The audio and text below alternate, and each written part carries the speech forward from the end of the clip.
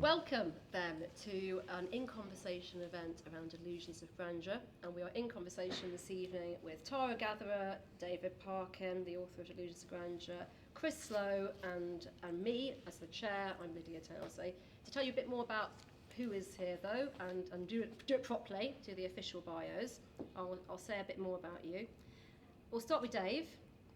Dave is an author, theatre maker, musician and installation artist. His work is fiercely autobiographical, or silly and speculative. All Dave's words, don't they? It sounds a bit pejorative, doesn't it? Very silly, but always thoughtful, moving and funny. From his children's book and musical, The Nose That Nobody Picked, to his clinical depression concept album show, So Catchy, Good Friday, which will be playing here at Leicester Gallery. Oh no, it was. It was. I didn't update the bio.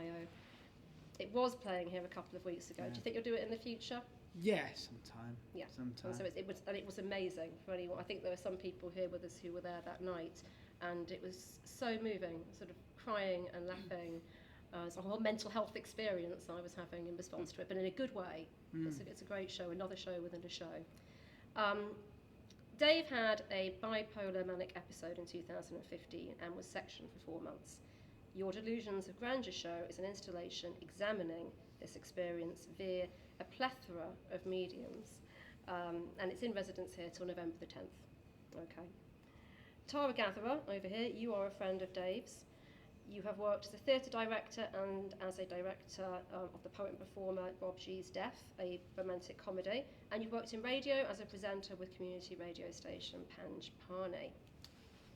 And Chris Slowe, you are another friend of Dave's. It's starting to sound a bit like a cult now. Who here is a friend of Dave's? Like, no, he absolutely stays in the room. Nobody will really admit to it. Nobody. That's why the silence to cheer. Well, I don't know. I wouldn't go that far. We're all friends of Dave. We're all friends here, Dave.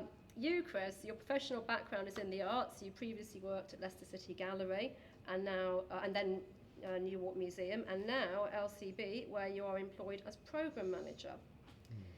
You're a passionate advocate for the creative communities, connecting people with opportunities, spaces and each other, and creative and professional development from early years to early career and beyond. So that's pretty full. It's lovely. And me, I'm a writer-performer and the author of a couple of poetry books. I'm also the co-director of Leicestershire Partnership NHS Trust's Arts in Mental Health Service, and the co-director of a mental health charity called Bright Sparks, and another organisation called Word, which is about poetry, and all those things kind of work together. Most importantly, I'm the chair this evening, so I have a completely undeserved power, which I intend to abuse. In a safe way. So, right, let's get going. David, Delusions of Grandeur is a book, and as we can see, an installation using many media to explore your experience under section over 4 months back in 2015. We're sitting currently in the visitors area of the exhibition. Yes, and over here we have some headphones on which you have recorded conversations with friends and family. And their reflections on that time. We're going to be talking a lot this evening, or focusing on the social network, not Facebook. I mean, you know, the importance of socialisation, friends and family to recovery. And so that's quite crucial. As the person at the centre of your social network, your support network, could you talk about its importance a bit about its importance to you? Well, it's very important.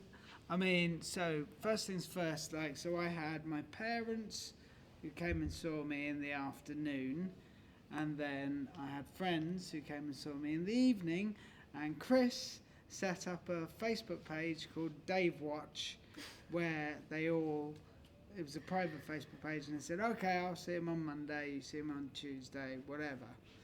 And so I spent most of my time on Bosworth Ward, which was an all-male ward, and there were some guys who just didn't get visited at all.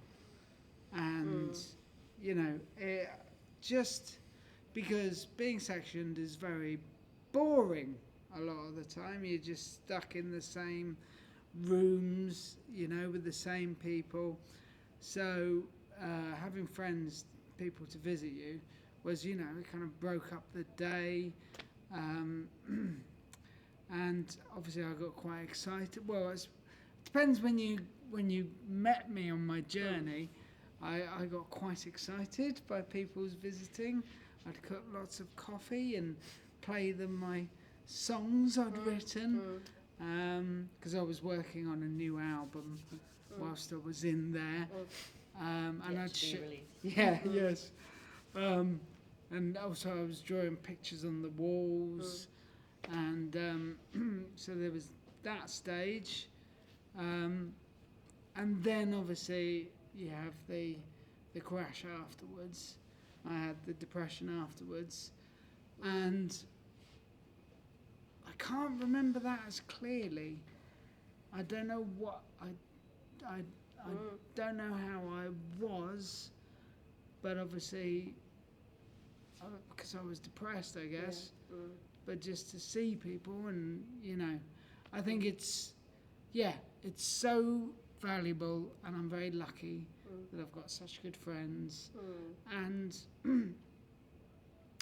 I was thinking about this earlier today, and I know that when this isn't what we're talking about, but there maybe needs to be a network of people who visit people, because... Well, they're not befrienders, aren't they? Yeah. I mean, I think some people in the audience looking around might have heard of this particular role.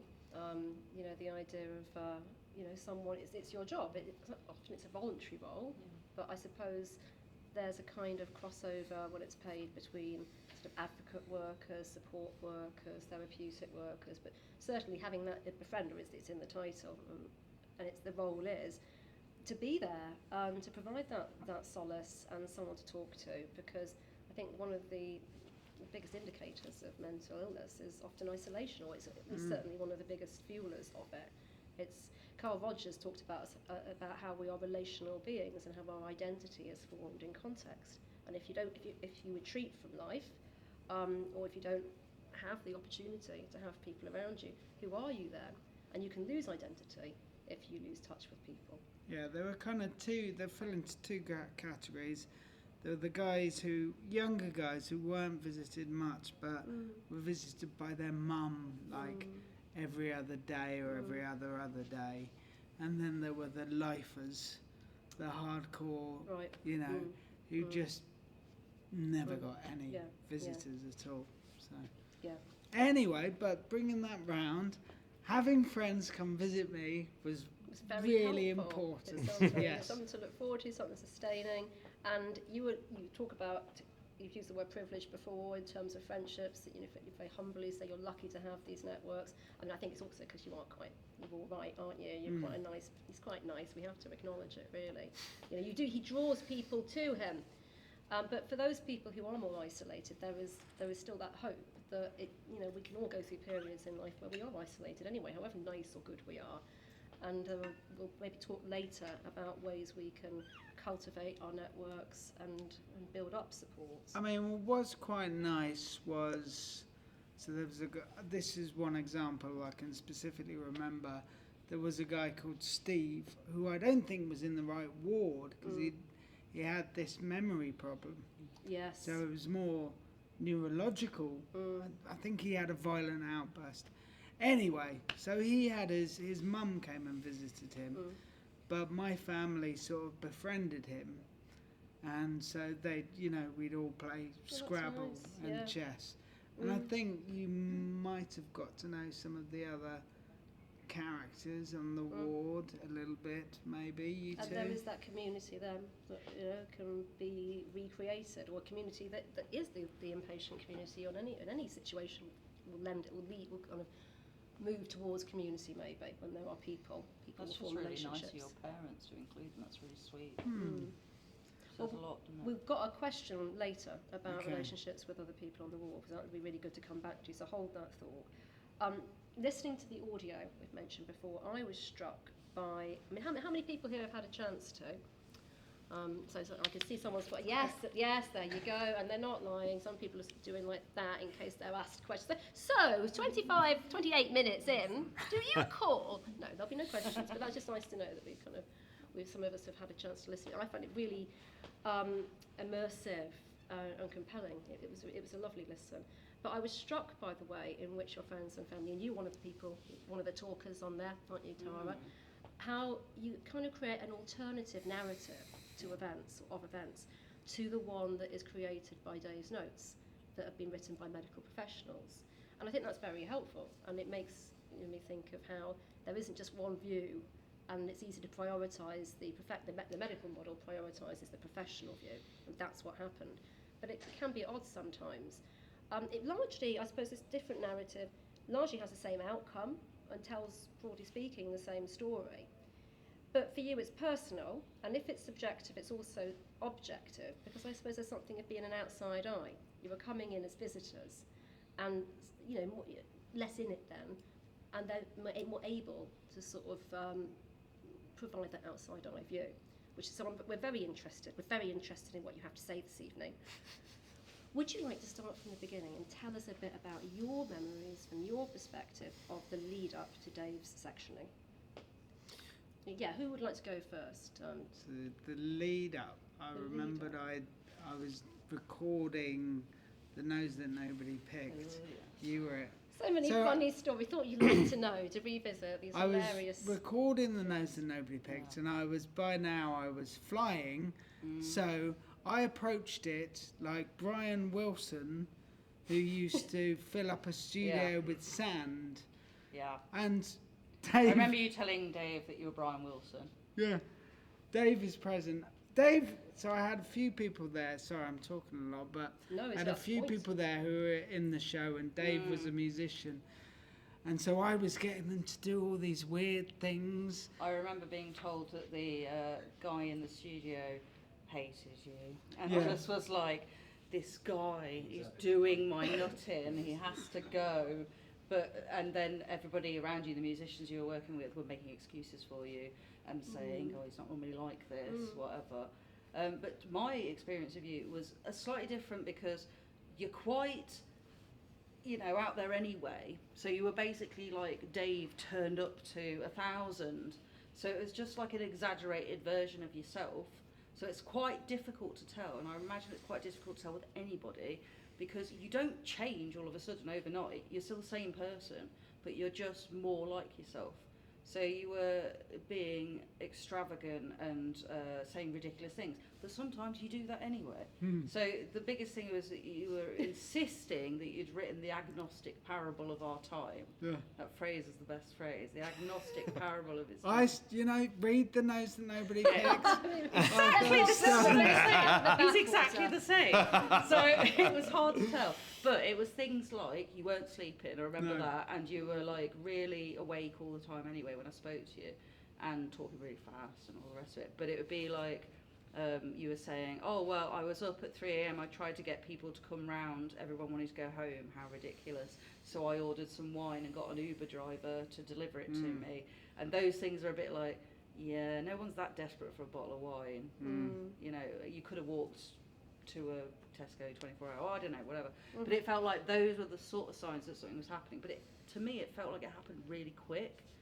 And I think it's because you don't notice the early signs. It kind of like feels like it's such a graduated thing until you're fully in it, that people are just making excuses for you and saying like, oh, Dave's just being a bit mad at the moment, but like it's okay. And then all of a sudden it's like, well, that's not normal. And it happened really quick, as in like from one moment I was worrying about you, and then a week later you were sectioned because your mum and dad were that worried about you. And that didn't come as a surprise, but it also was a surprise because sometimes you just go through periods like that. I think it's worth mentioning as well, I wasn't diagnosed as bipolar, because I'm bipolar 2, which can over years have it has mostly downs, but you can have the odd up. So you must have been having these symptoms, but so just not an aggressive how it was. Yeah, right? So but that's why people expected that of you. I'd been down before, but I'd never been up. Yeah. So I didn't know what was happening. Yeah. My parents didn't know, and neither did my friends. Yeah. And I think it was really difficult to understand, like, when was a point where we should act, or something needed to be done, or whatever. And I think when we all got together, partly from my point of view, that was to talk to other people and sort of try and understand if it was just me that was starting to be concerned, or if other people, and if everybody was concerned, then what the hell were we going to do? And I think the answer where we got to was, let's speak to his parents. Yeah. But I think also by that point, because things happened so quickly, they'd already acted by that point. But it's really difficult to kind of pull apart Dave from, you know. Well Dave from unwell Dave. Indeed, yeah. What is normal, really? Yeah. I mean, it's a common question, Absolutely. I know. But, and the common answer is, there is no normal, except there is for the individual in comparison to how they would normally be. And I suppose... There was, in that sense, there was a sweet spot. Yeah.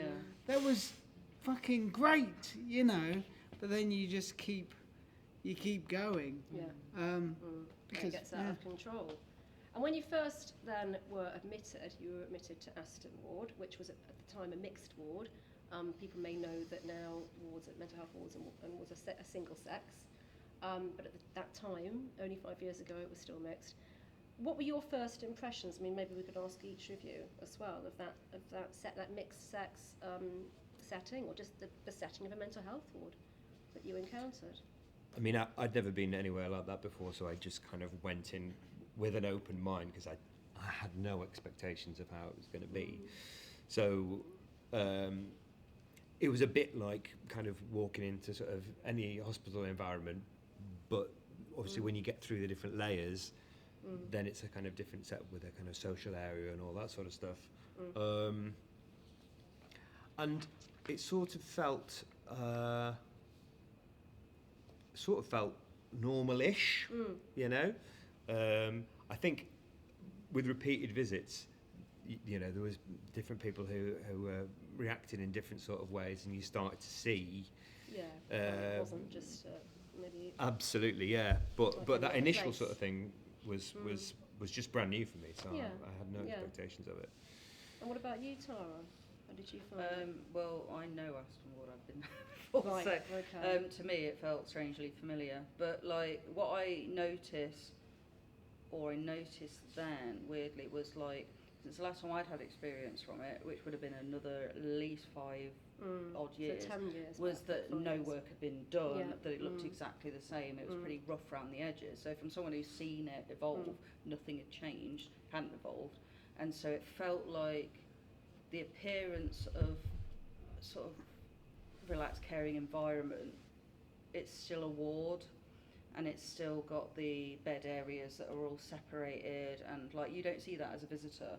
No. But knowing that that's what's beyond there, and knowing that when Dave's not in the chatting in the social room or whatever, that actually behind that it's still very much like a hospital ward. It's just that bit that you see where visitors go to.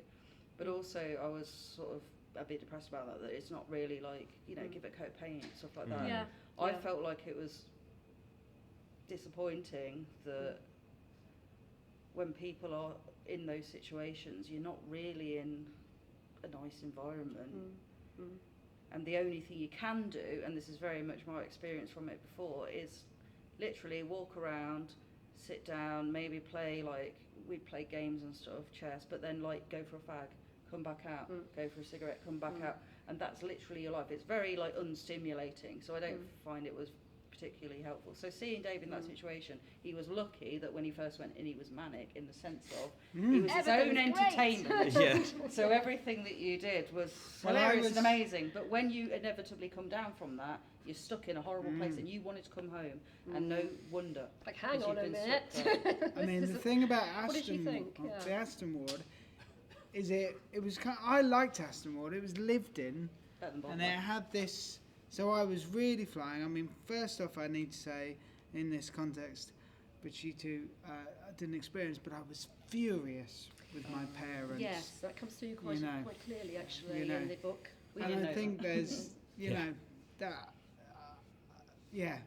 putting your child on your under section must be horrible, you know. So, but anyway, I was really angry with them. But also, the thing about Aston Ward, it had this graffiti. And it had all these all this graffiti, but none of it was negative. And at that point, I was convinced that I could make a movie following the graffiti round. I believe I was talking to Lucy about because you had to follow it all the way around. Anyway, In the I outdoor can't- bit. Yeah, Yeah, I remember. yeah, you had to follow it, and it kind of ended with the sunset in a corner. So I had all this plan of how it all made sense if you followed it round. So I was really, really flying. My recollections of Aston Ward are kind of, it's a bit Alice down the rabbit hole a bit. It feels more coloured in my memory and more vivid and spooky and with shadows. And because I was really manic. So you were very, very creative through this first period because in response to this mania. What was the significance of that for you? I mean, do you look back on it now and think that was all rubbish, or what value? I mean, I suppose it's a silly question, really, because look where we are. It's like, not so foolish after all, is it? And it must be satisfying to hand the book actually to some of the people around you at the time. Some of it had value, or what was the significance of that time for you? I think when you're manic and you're being creative and manic, you so you can listen to me singing songs on the ward. It's quite a painful listen because I'm drugged off my face and this. So there's one song which I've played live on the piano, and it's quite a good song. But the other thing is, you do create all this stuff, but you have no quality control. So, while you're creating lots of good stuff, maybe, you also created some right shit. But we can learn a lot from madness in that way, in that the flow, I wonder not censoring yourself. It's just the yes, later, maybe. I wonder whether Vincent van Gogh's got some pictures from the asylum that he never really showed of some colourful dogs playing poker or whatever. Probably. Because he must have done some rubbish when he was there. Yeah. Anyway. Absolutely, and the rubbish Comparing leads you to the yourself to light. Vincent. Very good. 25 minutes in, yeah. But it's apt though, isn't it? There are similarities, like the strawberry blonde hair and the sort of light beard. Cut your hair off. Quite happy to do so. On a violent turn. I mean, how did you guys feel about that time? How easy or difficult was it to help Dave through these flights of creative fancy?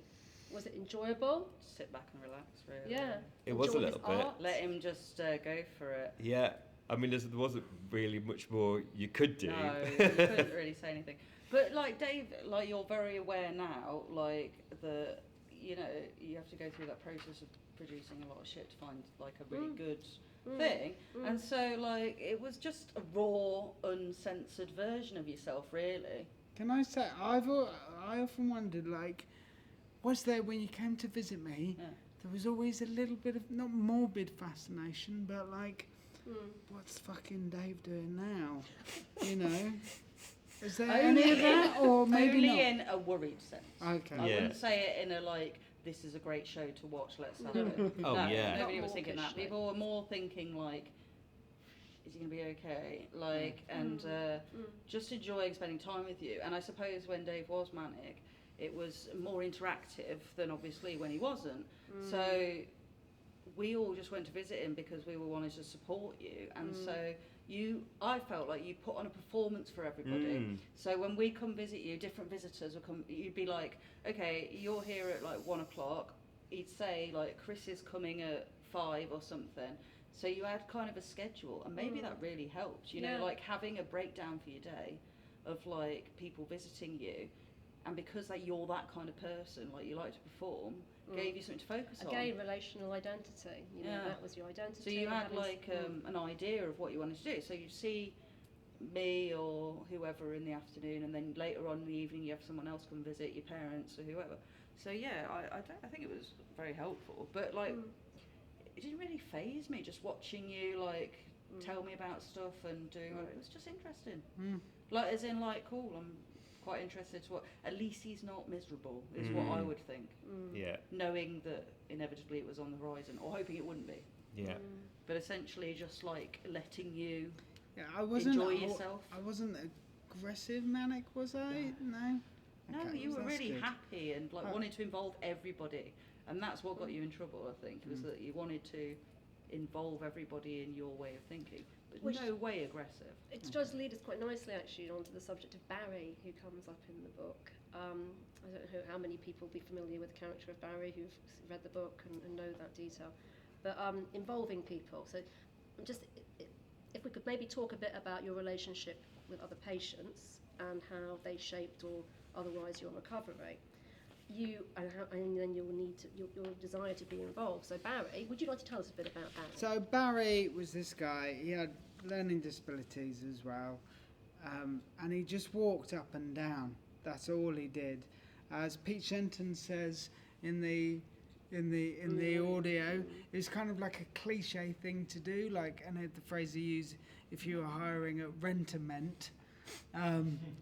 It was, anyway, this guy just walked up and down. He had a long beard. He was like 60 odd. And I'd always go up to him and I wanted to get him outside. And I'd go up to him as he was walking up and down. Come on, Barry, do you want to go An outside? auxiliary mental health worker. Yeah. You know, And he'd just go, supporting no, people. Dave, I'm all right. Eating his Tangfastics. And one time there was this, so I did this all the time, and he just walked up and down and kind of ignored me or said, I'm all right, Dave.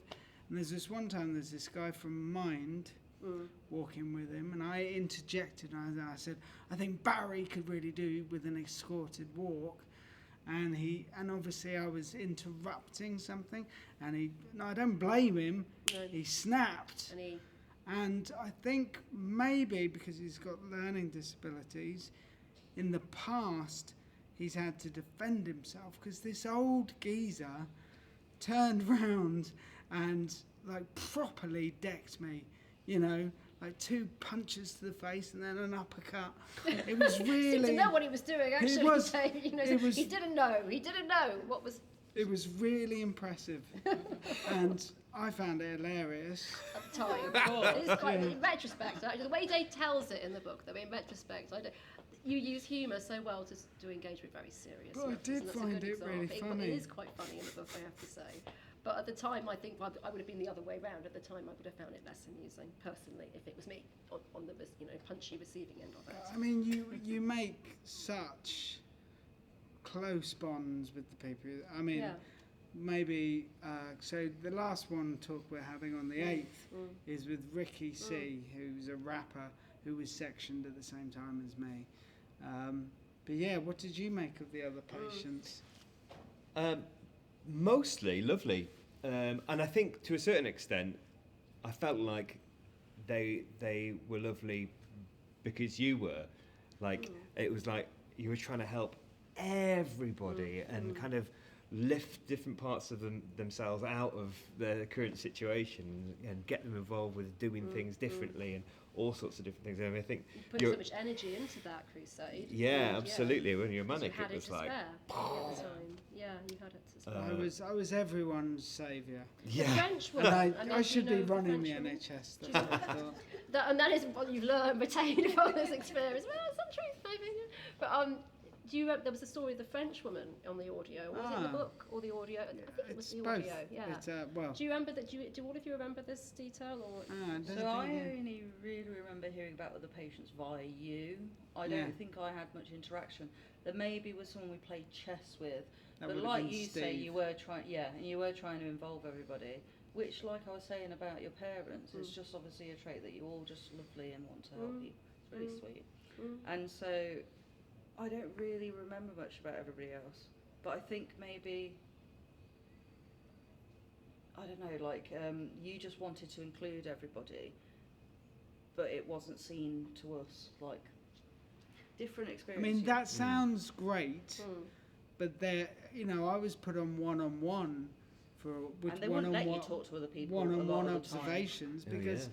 if you're depressed, seriously, suicidally depressed, and you've got fucking Dave trying to involve you in Well, ping exactly pong. that. A lot Yeah. of people seem pissed off at you. Barry's So like, oh, People be like, I know he's well-meaning, but will he go away? Because Yeah. you were in a different mindset to everybody Yeah, else on that and board. I couldn't read it. So I you wasn't- can't quite like. and yet there were still these understand. flashes of insight. I think it's really easy to think that when someone's experiencing mental illness and they're in crisis, that there'll be no wisdom, I think nothing at all to take from there.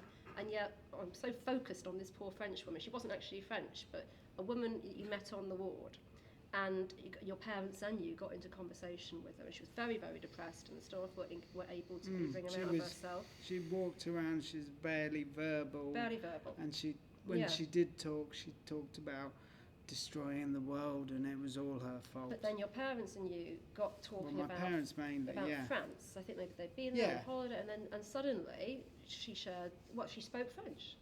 It wasn't that she didn't speak English, and that's why she'd been so quiet, it's just that she also spoke French. And no one else, just hadn't come out, she'd not shared that. Yeah. And then later, it was going to counter, you went up to her and said, oh, I don't know French. Yeah, je ne Bonjour, suis, ça va? bonjour, ça va, that kind I of. don't know much French, sexy but my tones parents and know not. quite a lot of French, and it was so weird. And I've always wanted to talk to a psychiatrist about this. She was barely verbal, but then my parents started talking French to her, and she was verbal Yeah. in French and was chatting about where I'm being on holiday Yeah. and I mean, Dave in the community, I gave her a poem I'd written and I got her to translate it into French. But then But then you were saying the stuff to her then later on another occasion, and a staff member overheard, and you report how they say, "Oh, Dave." Yeah. Oh, Dave's being silly, silly Dave. I think she went that far, but it was kind of like a dismissive, and that's the thing. It's easy to just dismiss if someone's mentally unwell, then it's just all nonsense. But it's just not the case, is it? There will be moments of that identity emerging, or contact, or wisdom, or insight, or whatever you want to call it. And so there's maybe a message there, about that leaning into it as the whole of the community, recovery community that's made up of staff and support network people. Just also having that respect and being open, and being as sensitive as possible. I not kind of just feel like, dismissing. as well, like there's a sense that at any moment you could say the wrong thing to people because you don't know what anyone's situation is. And what was refreshing was that Dave didn't give a shit about that and was just going wow. And probably pissed off loads of people, but don't know what interactions sometimes are going to kind of draw people out of themselves. So there's probably some thinking to be done around kind of to what extent people are encouraged to kind of hold back or actually kind of engage with people, because some engagement, like the story of the French woman. It was positive. Yeah. Absolutely, But, yeah. in an Barry, ideal, not so much. Yeah. Just, we've got a range there that we've covered. Yeah. in an relationships, ideal care world, relations. what we'd have a community of doctors, and one doctor would say, "Oh, Maria speaks French really fluently," and they go, "Oh, right, okay. Well, we've got Sandra who works on Ashton Ward. We'll get her to look after Maria." But it was just, it was never. No one ever did anything Well, this is about exactly it. what I think, is that you actually made an effort, and unfortunately for whatever reasons, like the staff aren't able to engage as much with individuals as you are as somebody there at that point and in the mind frame that you were. But like, if there was more ability for staff or whatever to be able to do that, then it could help people more. But the fact is, there just isn't the ability to do that. So you were unusual as somebody who went and made that impact on people, because really it's just boring most of the time, isn't it? It's a lot of sitting around, sleeping and doing nothing. So nobody has the time to be able to make that effort.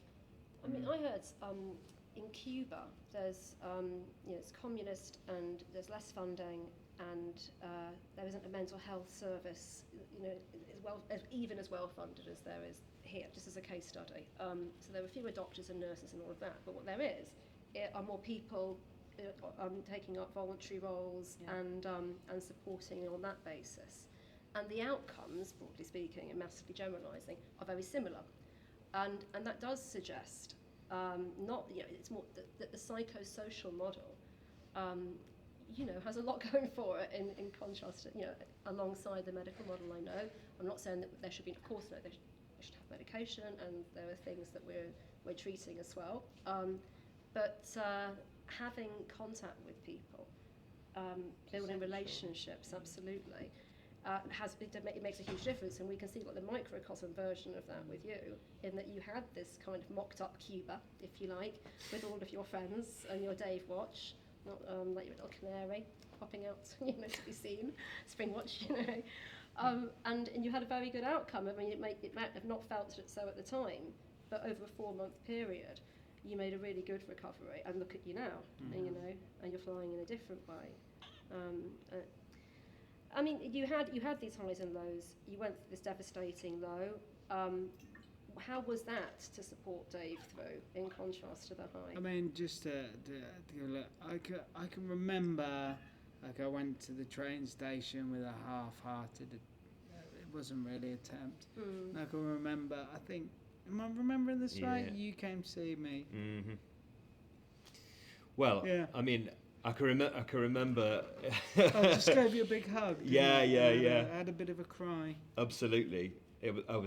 I was scared because I didn't know where you were at, with it, and massively relieved when I got there. So yeah, that was pretty emotional, I think, for both of us in different ways. But I think that sort of shift from the manic phase to the depressed phase was sort of shocking for me, in a sense, because you'd been manic for a long time, sort of building up to the sectioning, and then when you're in there, sort of gotten used to this sort of high octane sort of Dave, and then it seemed like the next time I came, you were a completely different person. I know lots of people with mental health issues and have seen them change, but usually it's I see them on a regular basis or something like that. It wouldn't be like every week or whatever it was, every few days. So when I came in and you were like almost not talking, that was really shocking to me. I didn't know what to do then at all. See, I don't remember it so well. I feel like I'm not surprised you don't remember it at all, because some of the stories I've told you have no memory of in that period. And just like Chris, it did feel like a very quick sort of 1 week you're manic, the next me, and I kind of was expecting it logically, in the sense of knowing that eventually this medication is going to kick in and you're not going to be like manic, but I didn't expect, I suppose, such a drop, because I hoped that it would just be a normal out. I thought it would be like, you're manic, and that's obvious to everybody, and it's all right because he's happy, but then I thought you'd just level out. I didn't expect you to go instead of just going and then carrying on. So yeah, it was a shock, like you were saying, but I was just saying earlier, it felt like in that interim between you being manic and depressed, like the little bit, you were just purely, I said mad, but like you were purely like not with it or able to understand what was going on around you. Whereas when you were manic, you could understand things as much as you didn't want to believe or want to think that things were happening. And the same with when you were depressed, you understood you were depressed, whatever. But in that interim, you didn't really know what was going on. And that was kind of the scariest bit, because you told me things and I didn't know whether to believe you or not.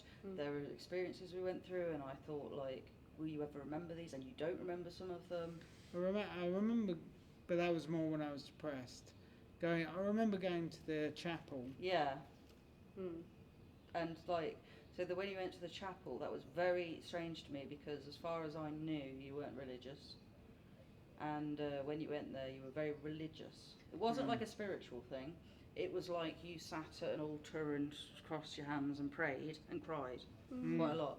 And I remember going in there and people were in there and you were saying weird stuff to me. I can't remember exactly what. And the other people sort of shuffled out like gently to let you be. And yeah, you did have an experience. I don't know what it was because I didn't understand it because I don't think you don't remember, yeah. And he was just like praying and closed your eyes and cried a lot. And even though I thought, well, this is something like it doesn't really mean anything, I suppose at that point it meant something to you because you really felt like you needed to do that. Even though it was very unusual to me because I was like, I'm pretty sure you're atheist, so why would you want to go to church? But I think at that point everything was so much that you were maybe looking for any outlet. But you also get a bit religious when you get mania as well. So, you know, I think, and I did. I read The Teachings of Buddha, which is quite good. I thought. But that's didn't get that far with the Bible. Yeah, sort of. It's kind of religious, isn't it? Reincarnation. It comes spiritual, into it a yes. bit. So maybe you're having more of a spiritual awakening. I didn't get that far with the New Testament. But it's sort of like as soon as that happened, you would be unaware that had happened. And then the thing that you told me in the garden about having a dead child. Baby. Yeah. Gosh. He doesn't remember any of this, but like Dave was in the smoking garden and talking to himself really while I was there and explaining how he'd had a child that had died. And I was at the point of going, wow, is he actually telling me something here that he's never told anyone? Because that's what you said. So there were And then when I've told him since, he's like, no idea what you're talking about, Tara. It's like the reflection, you were seeking some kind of meaning then, trying to unravel stuff that made no sense, was increasingly so in that horrible place then between high and very low of madness. I think I got in so many weird connections because Steve the memory guy was born on the same day as Morella, and Another one of character them in the book. And the one of them thing. was a twin, and the twin had died. Right. And So there was some logic to it. maybe I kind of got it. I got it So all there we mixed go, up in my okay. head. But that's what I mean. I think it was at the point where the medication was doing something, but you still were needing something else. I don't know anything about language. I don't know, it just felt like you weren't yourself in that period, that's all I can say. When you were manic, you were yourself, just times a million. And when you were depressed, you were self minus a million, you know? But in that middle stage, it was very different, very not Parkin. And you don't remember any of it, exactly. Right. Yeah. You went through lots to try and find out who Dave Parkin was again, maybe. Maybe there's something to be said for, maybe that's what we're all doing all the time, whether we're Finding mental out or who well. Dave Parkin is. That's All what the we time. all want to know. Just have to That's why wait. we're here tonight. You just have to wait for the next piece of art. It will be called Who is Dave Parkin? Having all been through the system of Dave Parkin, let me rephrase that. Did you accidentally say that? So David somehow digested us. No, I mean, through the NHS system, one way or another, everyone here has been in a relationship. You very directly, Dave, through the NHS system. You were around, Dave, have encountered it and come into contact. What do you make of it? The contemporary NHS mental health services, as you have found them? Lacking. I mean, for me, there's so much scope for like creative and social and personal sort of therapies in that sort of environment that just isn't happening. It seems to me that like it's not simple, but it's easy to see the things that could be done a lot better. Yeah. And some of these things are perhaps down to funding. Of Yeah, course. oh, yeah, we have of to course. acknowledge that. I mean, you talked about how depressingly the ward was Surroundings, unchanged, in 5 years, and maybe still. I'm not wearing my NHS lanyard this evening, so I can express my personal. There is someone in the audience who does, but I feel that she's smiling and encouraging me. She doesn't know what I'm going to say. But no, I mean, like, there is that coincidence, isn't there, that in 10 years things look, decrepit and the same and not improved. And what else has been happening politically over the last 10, 13 years? Yeah. I don't know. Probably just a coincidence. Coincidence. Probably just a coincidence. But so funding comes into it certainly, but then there's probably also the mentality. I mean, we have to. I mean, most people who move into working in the caring services, you know, in mental health services and health services, are compassionate people. You have to. I think that by and large. Gets in the way. Bureaucracy gets in the way, and then maybe for some, and certainly not all, but a mentality of them and us perhaps settles in as well. That, you know, for boundaries, because boundaries are important, they make people feel safe, they make us all feel safe. Those are there, but then that is a division then suddenly, and there's a difference. So I'm not like that. You're the mentally unwell, and I'm a completely normal person. And you talk about instances there are instances in the book where you quote people saying, "Oh, you know what they're like, or they can do a lot with a pen and pen lid or whatever, or a book." But it's that language is quite unhelpful, and that is certainly, it occurs to me anyway. I mean, I did a workshop at the Bradgate unit yesterday. Very good. That was a sphincter tightening experience. It was the first time you've been returned It was. And it was the same ward. It was the same ward. I was specifically asked to go to Bosworth and Aston. Yeah. It looked the same. And Yeah. that was 2015. Yep. So wasn't it? Yeah. It was 8 years ago. So and it's too much like prison. You know, and absolutely. And there's a lot of, I mean, on the audio, your guy Pete Shenton describes how mental health services are typically, you know, round the back of general hospitals and hidden away. And that's odd as well, if we think, you know, we all just accept it, that's the way it's done everywhere. But why? Like, you know, what does that say about our attitude to our mental health as opposed to physical health? That we don't want to talk about it, we don't want to look at it, it's getting run down, we can't see it, so it doesn't matter. We're now thinking though about it would need complete and structural change, because you have to reorganise buildings. Potentially would be a good idea is what we've actually been speaking about a lot tonight, about more volunteer positions, because basically the funding isn't going to be there. We can just hope for it, but rather than just doing nothing and then hoping something's going to happen, try and do something about it. And the volunteering sector is a really untapped market. I've tried to do volunteering with the Leicester Partnership Trust with befriending services, and mainly they work at Arnold Lodge, which is the secure unit. But I was told, I did a lot of training for it, you have to do a lot of training online to work with people, and then I was told, we can't do this because there's not enough people interested in it. And these are people like you were saying, and you were saying, right, so on a normal ward that you were on, for instance, for people not to have visitors, but if you're on a ward which is more like a prison ward, you're in a ward rather than being in prison, you're not going to get any visitors really. So the befriending service is really important for people.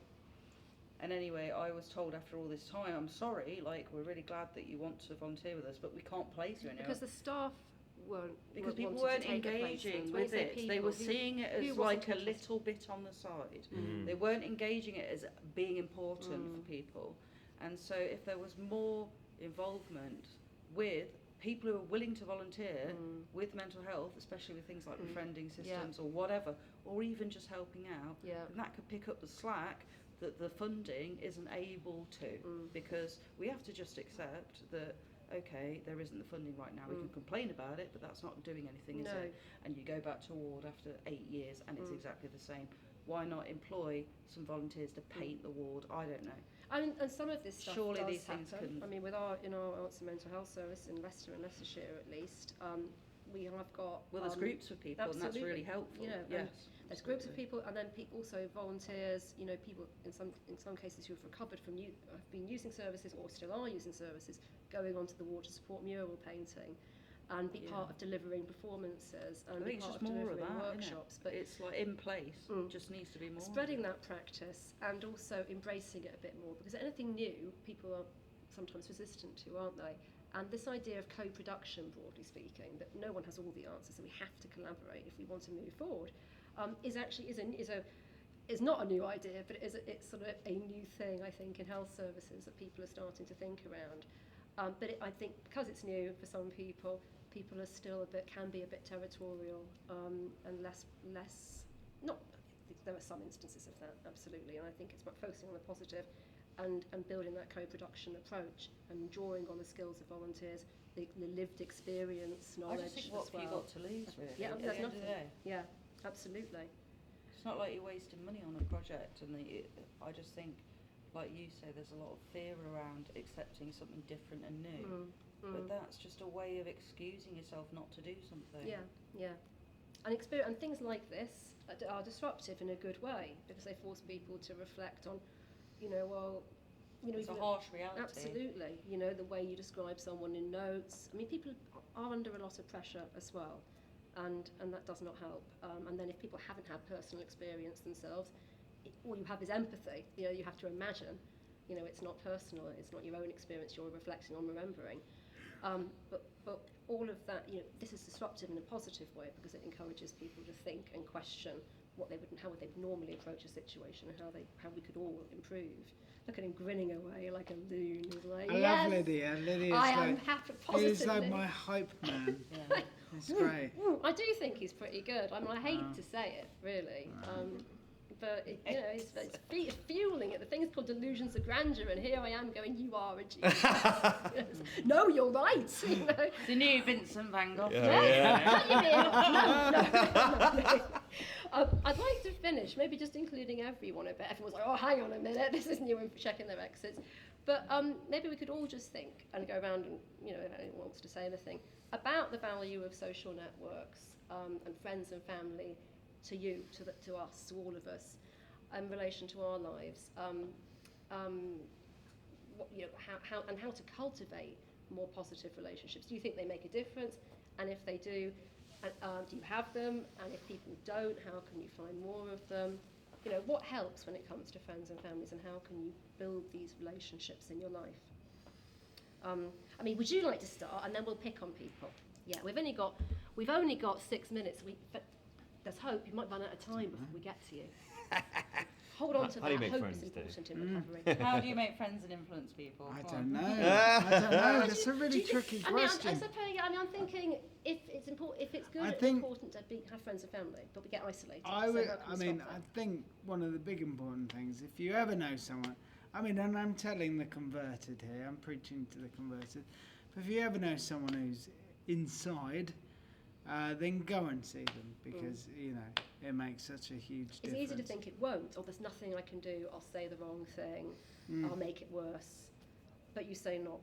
Yeah, your experience is that it was only helpful and it made a difference. Yeah. So reaching out and taking that risk, that doing something is better than doing nothing, most of the time. Yeah? But it's like it's so confusing though, because when I think of the people I met in there, I'm still friends with one of them, but I fell out with the other guy, because this isn't the way to end this. Really. No, let's not end on an argument. But no. He needed a place. He was homeless, and I paid for him to rent a place. Well, that's nice. But he was supposed to be looking after my cat, and then he got a bit paranoid and weird, and then I was worried he'd killed himself. Anyway, so I don't know what that says. But it says... But making the effort, really. It's life. Maybe life I'm bringing this bad vibe at the end. Not at all. I think something about life is messy, and it doesn't always work out as you intended to. But making the effort and saying that you have tried is what being human is all about. I guess I really did try with him. Yeah, and if you look at jokes aside, sort of, you do draw people to you. And that's why you had the Dave Watch, and that's why you have all of this now, and these friends who will turn up for you. And well, so it's not always going to work, but it's a good thing. I'm very lucky also, that Chris, I'm sure people would have gathered round, but Chris organised it, and, and Lucy's here as well, and she organised stuff as well. I don't know. Everyone did a lot. But it's because we care, and I think that's, for me, the thing about kind of any sort of network, even if it's one other person, actually following up on things and people that you care about, because people will respond to that, and that's how friendships are made, and that's how social networks are made. And it's easy to think that it's just entirely selfless and altruistic, you know, find a poor person who needs your help and surround you with them with your love, and aren't you wonderful for it? But actually, it's quite selfish in a good way as well, because we get so much from helping others and going beyond ourselves, because actually to be mentally unwell sometimes, to be very, anyone who's ever been depressed will know what a lonely and self-focused process it is. So anyone thinking, what's in it for me, will get a good sense of feeling. Yeah, absolutely. It's a win-win situation, is like, what if you're I'm saying. thinking, why would I help anybody? Yeah, to Don't help worry, myself. you will feel so good. don't worry, Then- there's that, even Then for the, they might die and you might be in the will. So, Next in. thought. you know. Monstrous. yeah. Is there anyone in the audience, any final thoughts on this stuff? You know, yes, please, over there. I think you might have been to one really brilliant model, because I've seen a gig interaction time or two since, and you do just pull together, and it's like you've got, you know, oh yeah, oh my God, they're in trouble, and phone calls go round, and you try your best to help. You're extraordinary.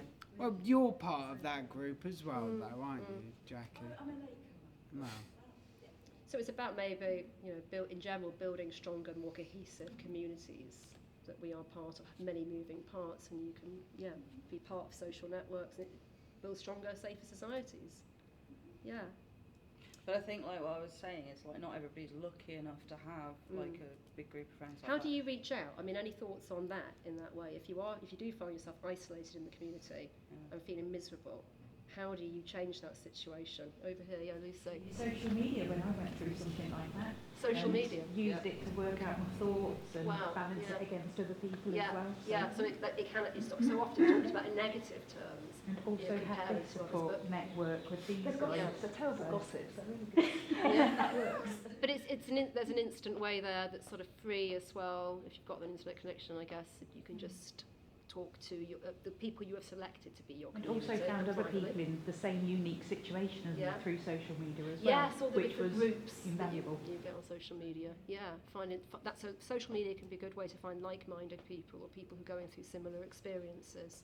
But that's why I also think volunteering is important, because volunteers who have Yeah. access to, say, they can give advice to people about support groups Yeah. or areas they can go Yeah. to feel like included in whatever they're going through. Yeah. Like there needs to be more pressure on like these groups of people who are going through stuff like that, and pressure in the sense Support. of informing people about it, because so many people just don't know what's out there. And that's what isolates you. If you don't have any options or you don't have any advice about where you can go, you are just going to feel like you're the only one. Yeah. And so more signposting, more knowledge, more Yes. collective knowledge in the community. So GPs, if they're often the gateway to services, if they're armed with schemes. We're geniuses, aren't we? I think we have cracked it, actually, everyone. Me and Lydia are like, yeah. Yeah, well we've done. sorted, Yeah, well. and I can see the nodding faces mostly in the audience. I can tell we are right. Is that a good place to finish? 'Cause it is 1 minute past 8. We started 1 minute past 7. Timekeeping, thank you. But yeah, I think it's never going to finish, is it, as a conversation? But we can perhaps continue this one off camera. Sounds seedy In and the wrong pub. now. Yeah. But still a good place to end. See you in the toilet. Yeah? Is there some sort of consensus, some sort of agree? Yeah. Shall we agree to clap then? Right. Whatever Well, thank you felt for really. coming. Thank you very much. Thank you for coming. Dave, Cool. you're beautiful. You're beautiful. You're beautiful. It's off camera now. Amazing.